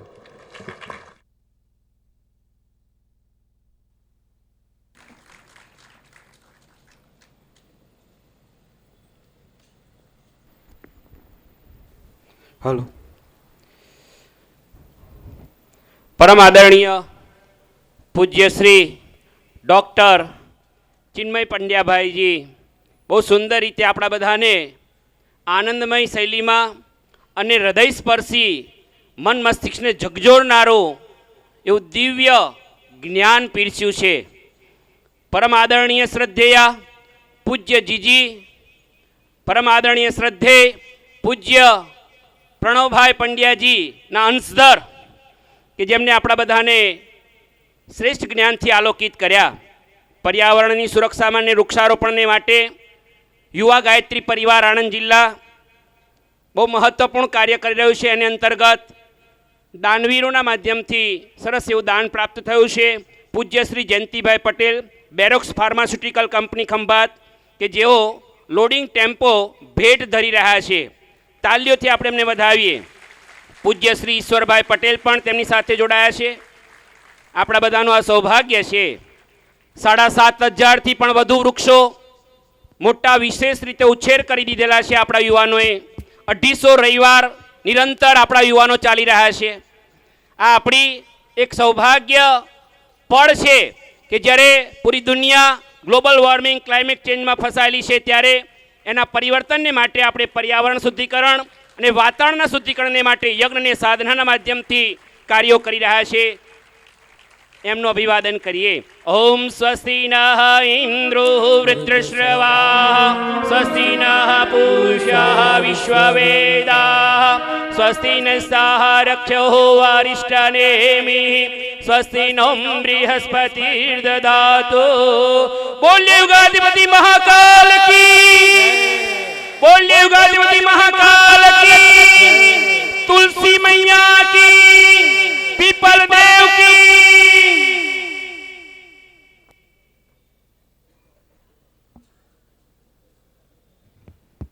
हेलो। यहाँ से अभी दीप यज्ञ का कार्यक्रम प्रारंभ होगा. आप सभी भाई बहनों से निवेदन है, अपने स्थान पर अभी बने रहेंगे. दीप महायज्ञ के पावन अवसर पर आप सभी का भावभरा अभिनंदन है. बहुत बहुत धन्यवाद. आप सब यहाँ पर आज इस 108 कुंडी गायत्री महायज्ञ के दीप यज्ञ के पावन अवसर पर आए हैं।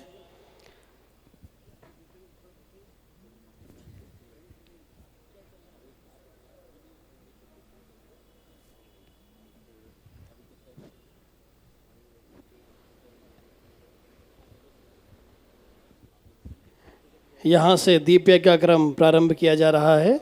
आप सभी जहाँ पर भी अपने स्थान पर बैठकर दीप यज्ञ के पावन अवसर पर सम्मिलित हों। बोले गायत्री माता की जय, यज्ञ भगवान की जय, वेद भगवान की जय, परम पूज्य गुरुदेव की जय।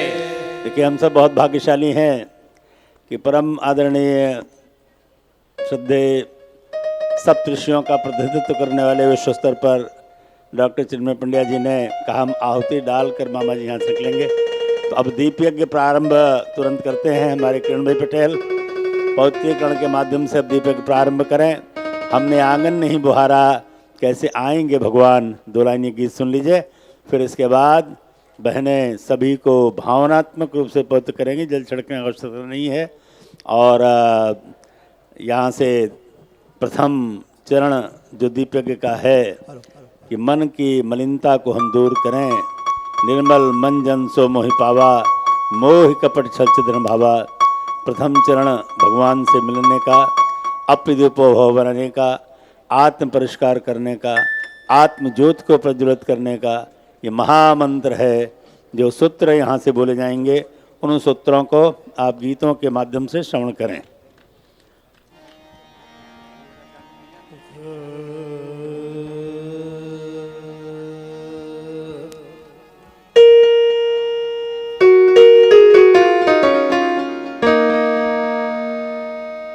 कबीरा मन निर्मल भया,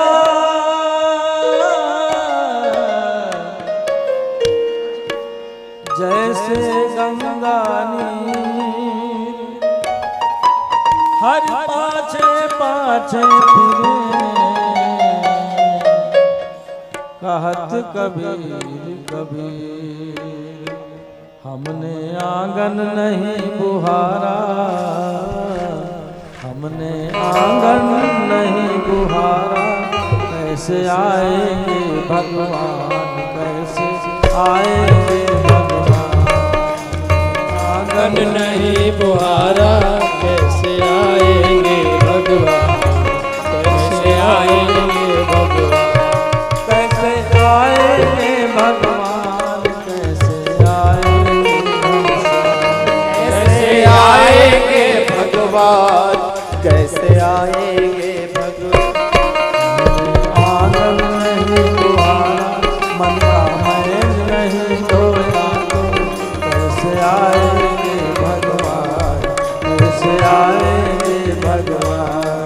मन का मैल नहीं धोया तो, कैसे आएंगे भगवान, कैसे आएंगे भगवान।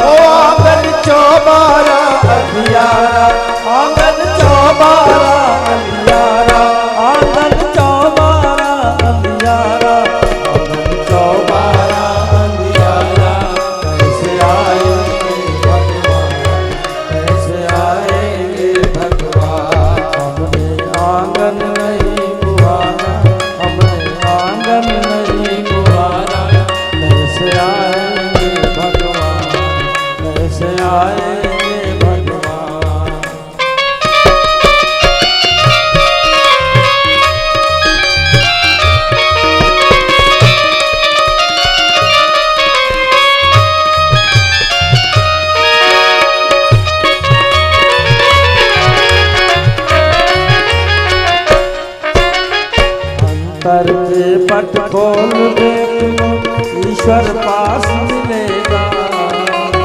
करके पट खोल देख लो ईश्वर पास मिलेगा।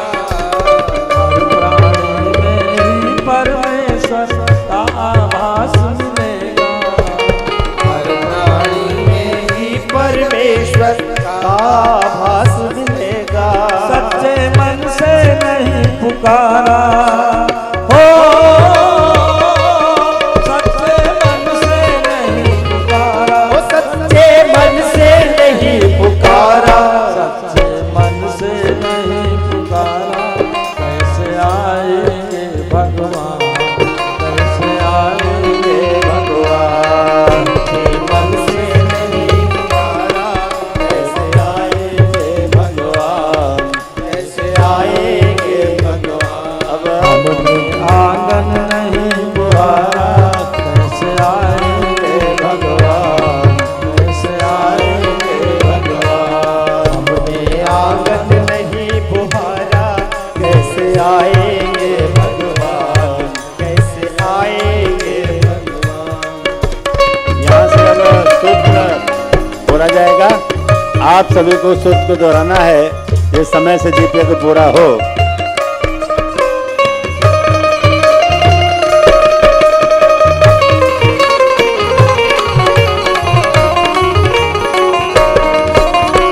निर्मल मन हो तो रघुनायक शबरी के घर जाते।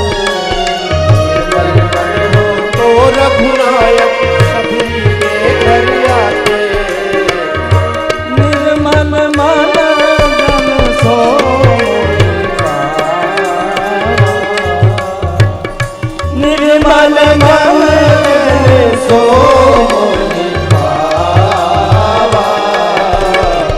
मोहि कपट छल छीन न पावा।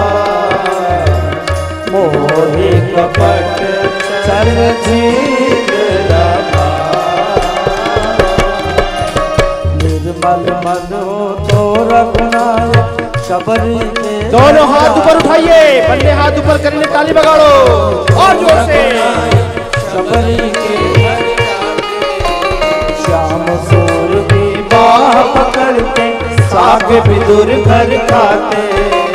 श्याम सूर की बाह पकड़ते साग विदुर घर खाते। इस पर हमने नहीं विचारा, इस पर हमने नहीं ओ इस पर हमने नहीं विचारा। इस पर हमने नहीं विचारा। इस पर सबने नहीं विचारा। कैसे आएंगे भगवान, कैसे आएंगे भगवान। इस पर सबने नहीं विचारा। कैसे आएंगे भगवान, कैसे आएंगे भगवान। कैसे आएंगे भगवान, कैसे आएंगे भगवान।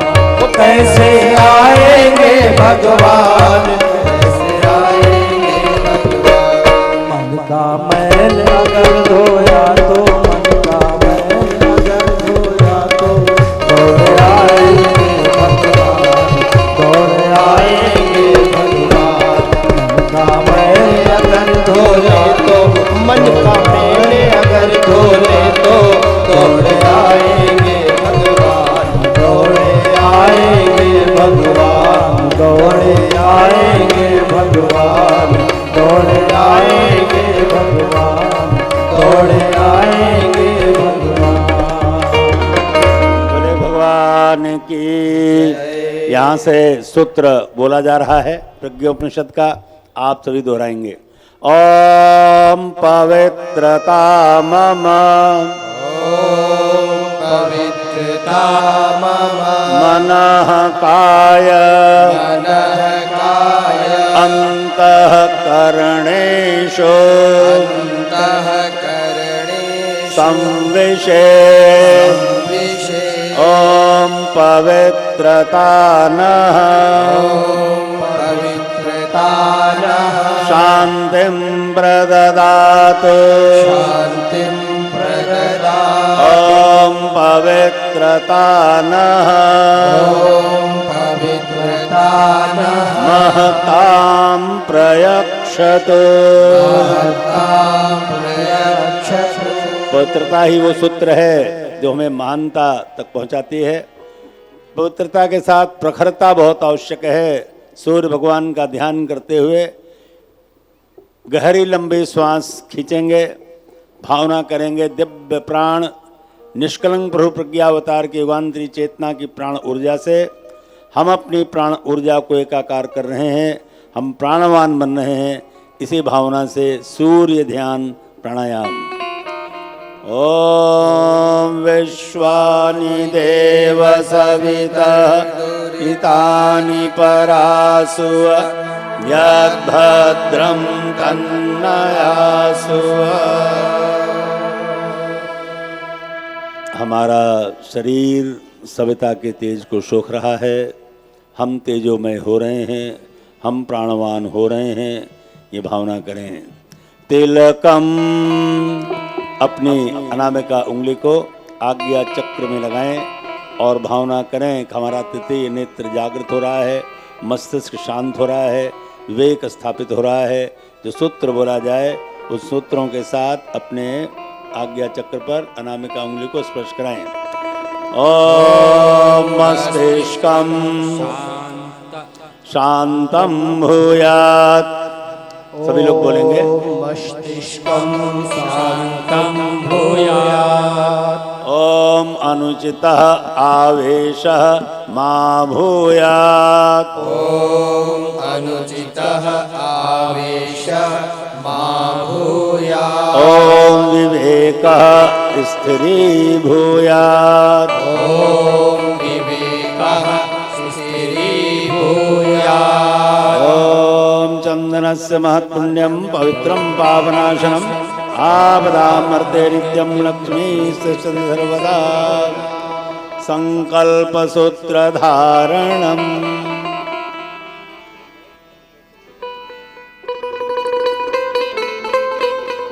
આપણે બધાએ સંકલ્પમાં સૂત્ર આપણે ડૉક્ટર આદરણીય ચિન્મયભાઈએ બધાને બતાવી દીધા છે। આવો આપણે બધાએ હાથને મુઠ્ઠી બાંધી લેશું અને સૂત્ર સાથે દોહરાવતા જશું અને સંકલ્પ કરીશું। ॐ ईशानुशासनम् ઓમ ઈશાનુશાસનમ स्वीकरोमि। स्वीकरोमि। ॐ मर्यादाम् ओम मर्यादा चरिष्यामि। करिष्यामि। ॐ वर्जनीयं वर्जनीयं नो चरिष्यामि। ચરિષ્યામિ। दोनों हाथ जोड़े। साथ में आपने संकल्प लिया, क्या संकल्प करना है तो समझा नहीं आपने। USA, यू से उपासना, यूनाइटेड स्टेट्स ऑफ अमेरिका नहीं, USA। एस से साधना और ए से आराधना। आप सबको याद है, बार बार याद दिलाना पड़ रहा है कि नित्य अपने दैनिक जीवन में उपासना का क्रम 10 मिनट अवश्य बनाएंगे। आज प्रातः आपको दर्पण साधना बताई गई, भटका हुआ देवता की साधना बताई गई और सभी गायत्री उपासना और यज्ञ में आपको समस्त सूत्र बता दिए गए। बार बार याद करिए। साधना के सूत्रों को आपको बताया गया कि स्वाध्याय बिना शयन नहीं, भजन बिना भोजन नहीं।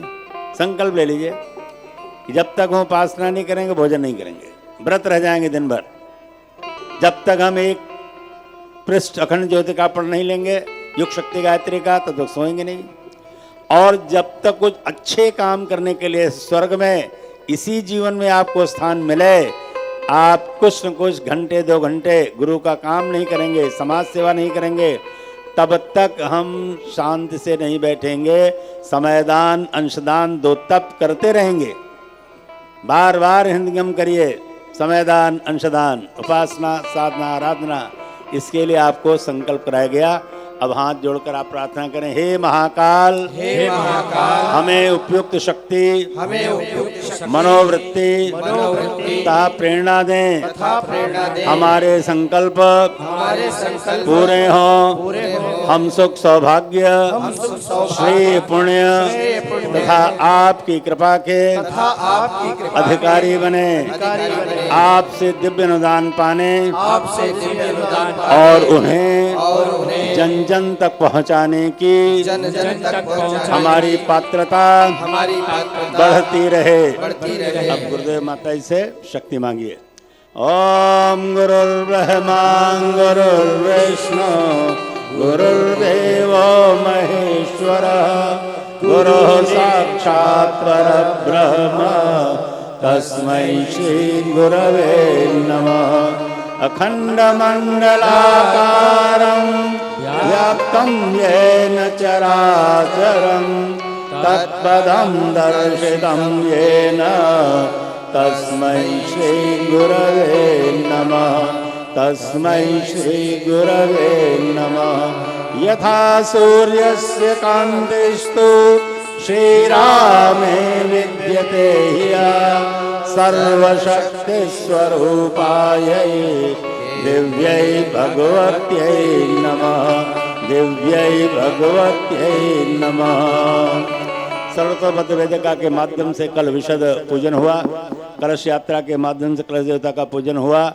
अब सर्वदेव नमस्कार करेंगे। सर्वदेव नमस्कार।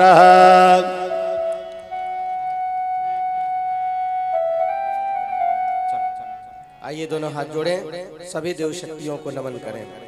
ओम नमोस्तनंताय सहस्रमूर्तये सहस्रपादाक्षि शिरोरुबाहुवे सहस्रनाम्ने पुरुषाय शाश्वते सहस्रकोटि युगधारिणे नमः। सहस्रकोटि युगधारिणे नमः। दीपयज्ञः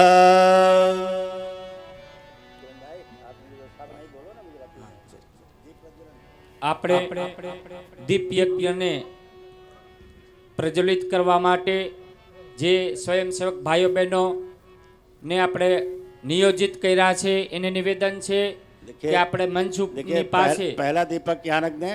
परमादरणीय डॉक्टर चिन्मय जी भैया के पास यहाँ दीपक जलाएंगे। एक थाली में लेकर आइए दीपक। व्यवस्था बनाइए, यहाँ लेकर आइए। गौरंग भाई यहाँ लेकर आओ। हमारे राकेश भाई पटेल कहाँ हैं? थाली लेकर आए, यहाँ रख दें। यहाँ रखिए। और फिर बाकी बहनें देवकन्याओं को खड़ा कर दिए सामने है, वो दीपक प्रज्वलन करें और यहाँ से गीत का गायन होता रहेगा। दीप प्रज्वलन की प्रक्रिया चलती रहेगी। दूर वाला दीपक पहले जलाना है। जहाँ दूर हाथ पहुँच रहा है उस दीपक को पहले जलाएं। पास वाले दीपक को बाद में जलाएंगे। बहनें दुपट्टा संभाल कर रखें। सावधानी पूर्वक दीपक पहले मोमबत्ती जलाएं। मंत्र के साथ दीप प्रज्वलित करेंगे। ओम अग्नेय सुपथाराय अस्मान् विश्वानि देववयुनानि विद्वान् यो योऽद्यस्मज्जुहुराणमेनो भूयिष्ठां ते नम उक्तिं विधेम। दीप देवता की स्तुति का गायन उद्गाता बंधुओं के माध्यम से गायत्री स्तवन गीत दें।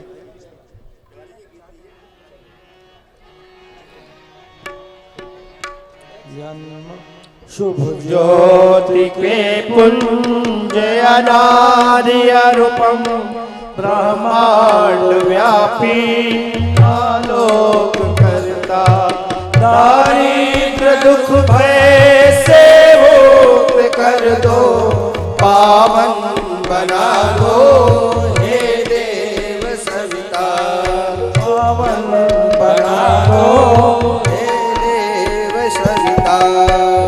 देवताओं से नित पूजित हे भर्ण भव बंधन मुक्ति करना स्वीकार कर लो बंधन हमारा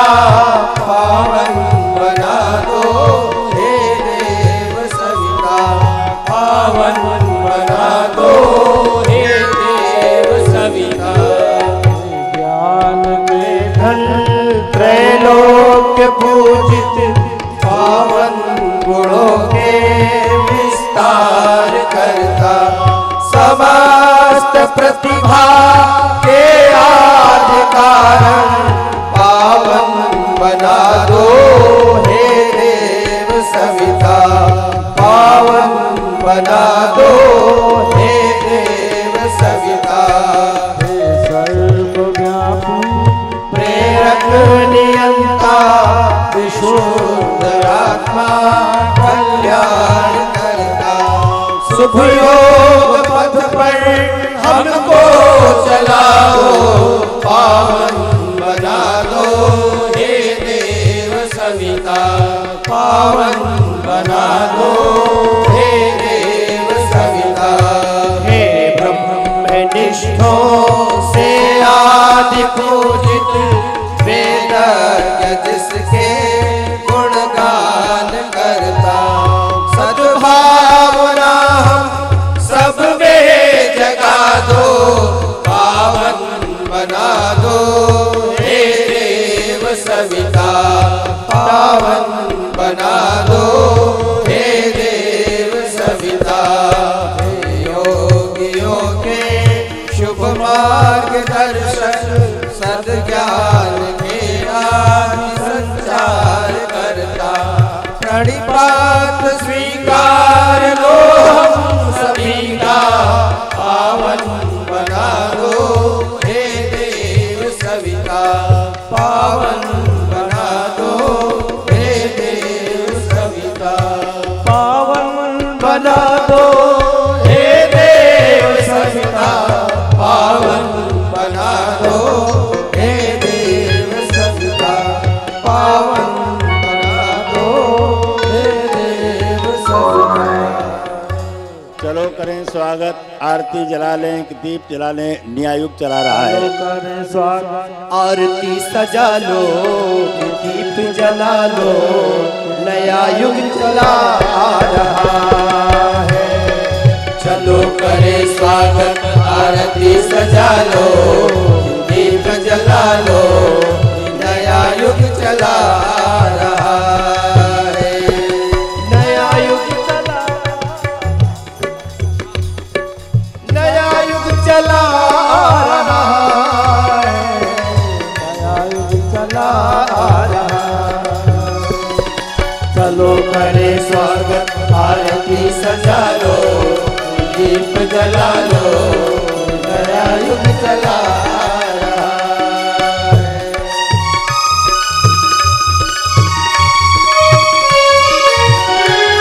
बोलिए भगवान के। बैठ जाइए, जो दीपक जल चुके हैं वहाँ बहने बैठ जाएं।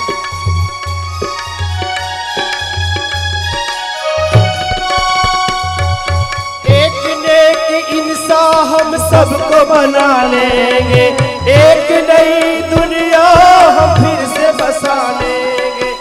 एक नया इंसान हम सबको बना लेंगे, एक नई दुनिया हम फिर से बसा लेंगे।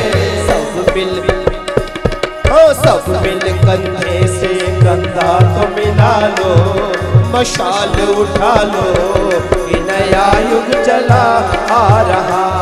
भाई बहनों, बन्ने हाथ ऊपर करो, ताली बगाड़ो।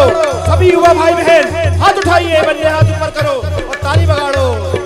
चलो करे स्वागत, आरती सजा लो, दीप जला लो, ये नया युग चला आ रहा है। चलो करे स्वागत, आरती सजा लो, दीप जला लो, ये नया युग चला आ रहा है, नया युग चला आ रहा है, नया युग चला आ रहा है। आहुतियों का क्रम अभी होना है, आप सभी बैठ जाएं अपने स्थान पर। अगले कार्यक्रम के लिए, आवश्यक कार्य के लिए जाना है डॉक्टर साहब को, तो आप सभी अपने स्थान पर बैठ जाइए। अभी यज्ञ पूरा होगा, माहौल से मन से आहुतियाँ होंगी, 24 बार 12 बार गाती माहौल से आहुतियाँ होंगी, शांति पाठ होगा, आप बैठ जाएं। हमारे 108 कुंडी यज्ञ के संयोजक मंडलों से निवेदन है, कृपया मंच पे आएँ। 108 कुंडी गायत्री महायज्ञ के सभी संयोजक मंडल जो हमारे जिन्होंने इतना विराट कार्यक्रम अपने हाथ में लिया है, कर रहे हैं, उनसे निवेदन है शीघ्रता से यहाँ मंच पे आएँ। परम सम्मानीय डॉक्टर साहब उन्हें देवी स्थापना का चित्र और माँ गंगा का पावन जल यहाँ पर उन्हें भेंट दे रहे हैं। गायत्री परिवार आनंद यहाँ पर एक बार जोरदार करताल ध्वनि करके हम सभी उनका स्वागत करें, अभिनंदन करें। ओम भूर्भुवः स्वः तत्सवितुर्वरेण्यं भर्गो देवस्य धीमहि धियो यो नः प्रचोदयात्।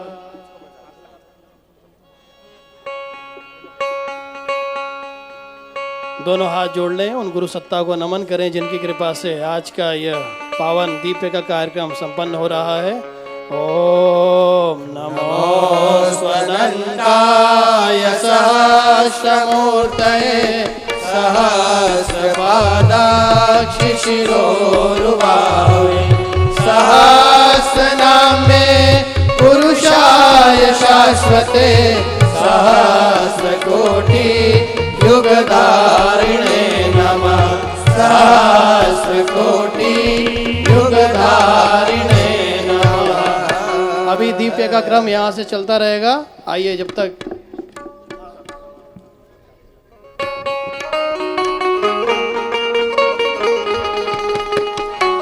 આપણે બધાએ બેઠા રહેશું, પોતાની જગ્યા ઉપર બેઠા રહેશું। ડોક્ટર શ્રદ્ધેય ચિન્મયભાઈ પંડ્યા આવશ્યક જરૂરી ગતિને આગળ વધારવા માટે આપણી વચ્ચેથી વિદાય લઈ રહ્યા છે।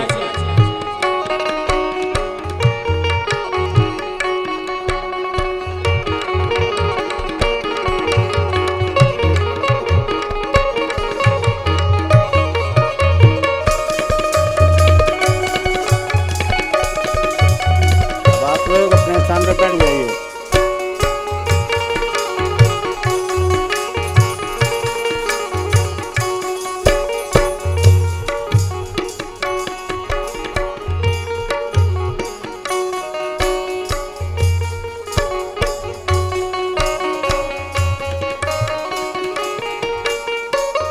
देखिए अब गायत्री महामंत्र से आहुतियों का क्रम प्रारंभ हो रहा है और सभी अपने स्थान पर बैठ जाएंगे। દરેક જણ પોતાના સ્થાન ઉપર બેસી જાઓ। મહેરબાની કરીને પોતાના સ્થાન ઉપર બેસી જાઓ। હજુ દીપ યજ્ઞ પૂરો થયો નથી। આપણો દીપ યજ્ઞનો કાર્યક્રમ મંત્રોની આહુતિ પ્રારંભ થવા જઈ રહી છે। માટે આપણે જે આ રસ્તા ઉપર લોકો ઊભા છે વચ્ચેના યજ્ઞશાળામાં જે ભાઈ બહેનો ઊભા છે એને નિવેદન છે બેસી જાય। बोले गायत्री मात की जय। आइए सावधान होकर के बैठे, पहले सूत्र को दोहराएं, प्रार्थना को दोहराएं, फिर गायत्री महामंत्र से आहुतियां प्रदान करेंगे। हे यज्ञ देव, हे यज्ञदेव, युग शक्ति, युग शक्ति, महाकाल के महासंकल्प में हम अपने स्नेह और सद्भाव की आहुतियां श्रद्धा पूर्वक दे रहे हैं। इन आहुतियों की सुगंधि के प्रभाव से सूक्ष्म जगत का शोधन होता चले। नव युग के अवतरण के लिए दिव्य वातावरण बने। अब गायत्री महामंत्र साथ साथ बोलते हुए भाव आहुति प्रदान करें। ओम भूर्भुवः स्वः तत्सवितुर्वरेण्यं भर्गो देवस्य धीमहि धियो यो नः प्रचोदयात्। स्वाहा इदं गायत्र्यै इदं नमः। ओम भूर्भुवः स्वः तत्सवितुर्वरेण्यं भर्गो देवस्य धीमहि धियो यो नः प्रचोदयात्। स्वाहा इदं गायत्र्यै इदं नमः। ओम भूर्भुवः स्वः तत्सवितुर्वरेण्यं भर्गो देवस्य धीमहि धियो यो नः प्रचोदयात्। स्वाहा इदं गायत्र्यै इदं नमः। ओम भूर्भुवः स्वः तत्सवितुर्वरेण्यं भर्गो देवस्य धीमहि धियो यो नः प्रचोदयात् स्वाहा इदं गायत्री इदं न मम ॐ भूर्भुवः स्वः तत्सवितुर्वरेण्यं भर्गो देवस्य धीमहि धियो यो नः प्रचोदयात् स्वाहा इदं गायत्री इदं न मम ॐ भूर्भुवः स्वः तत्सवितुर्वरेण्यं भर्गो देवस्य धीमहि धियो यो नः प्रचोदयात् स्वाहा इदं गायत्री इदं न मम ॐ भूर्भुवः स्वः तत्सवितुर्वरेण्यं भर्गो देवस्य धीमहि धियो यो नः प्रचोदयात् स्वाहा इदं गायत्री इदं न मम ॐ भूर्भुवः स्वः तत्सवितुर्वरेण्यं भर्गो देवस्य धीमहि धियो यो नः प्रचोदयात् स्वाहा इदं गायत्री इदं न मम ॐ भूर्भुवः स्वः तत्सवितुर्वरेण्यं भर्गो देवस्य धीमहि धियो यो नः प्रचोदयात् स्वाहा इदं गायत्री इदं न मम ॐ भूर्भुवः स्वः तत्सवितुर्वरेण्यं भर्गो देवस्य धीमहि धियो यो नः प्रचोदयात् स्वाहा इदं गायत्री इदं न मम ॐ भूर्भुवः स्वः तत्सवितुर्वरेण्यं भर्गो देवस्य धीमहि धियो यो नः प्रचोदयात् स्वाहा इदं गायत्री इदं न मम ॐ भूर्भुवः स्वः तत्सवितुर्वरेण्यं भर्गो देवस्य धीमहि धियो यो नः प्रचोदयात् स्वाहा इदं गायत्री इदं न मम महामृत्युंजय मंत्राहुति। जय महाकाल का एक संकीर्तन का गायन यहाँ से होगा और सभी लोग तालियां बजाते हुए युग महाकाल का जयघोष बोलेंगे। फिर सबके दीर्घायुष्य के लिए, उज्जवल भविष्य के लिए जो नया युग आ रहा है उसके अनुरूप आप अपनी भूमिका को निभाएं, महाकाल के कार्य में आप साझेदार बने और आगे बढ़ करके दिव्य अनुदान और वरदान प्राप्त करने का प्रयास करें।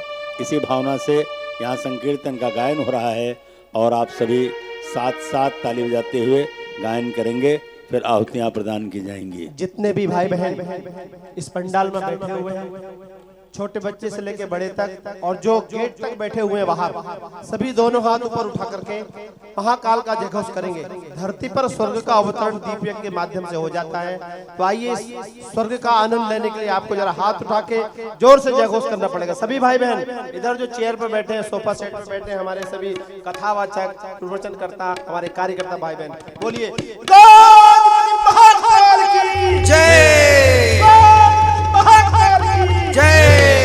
ताली बजाते हुए गाइए। जय महाकाल जय महाकाल जय महाकाल जय महाकाल जय महाकाल जय महाकाल जय महाकाल जय महाकाल जय महाकाल जय महाकाल जय महाकाल जय महाकाल जय महाकाल जय महाकाल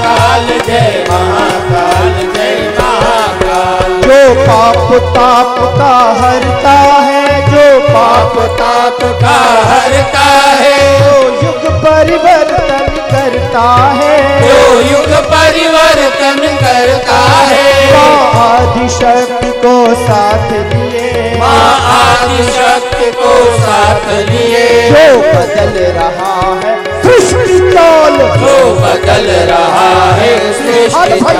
जय महाकाल, जय महाकाल, जय महाकाल, जय महाकाल, जय महाकाल, जय महाकाल, जय महाकाल, जय महाकाल। आओ देवत्व जगाने को, आओ देवत्व जगाने को, धरती को स्वर्ग बनाने को, धरती को स्वर्ग बनाने को। आदिशक्ति को साथ लिए, माँ आदिशक्ति को साथ लिए, जो बदल रहा है सृष्टि चाल, जो बदल रहा है सृष्टि चाल। जय महाकाल, जय महाकाल, जय महाकाल, जय महाकाल, जय महाकाल, जय महाकाल, जय महाकाल, जय महाकाल, जय महाकाल, जय महाकाल, जय महाकाल।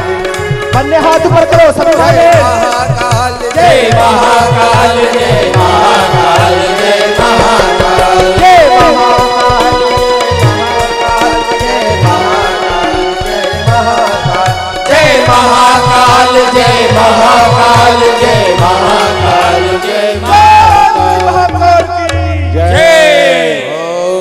त्र्यंबकं यजामहे सुगन्धिं पुष्टिवर्धनम् उर्वारुकमिव वन्दनान् मृत्योर्मुक्षीयमामृतात् स्वाहा। इदं महामृत्युञ्जयाय इदं नमः।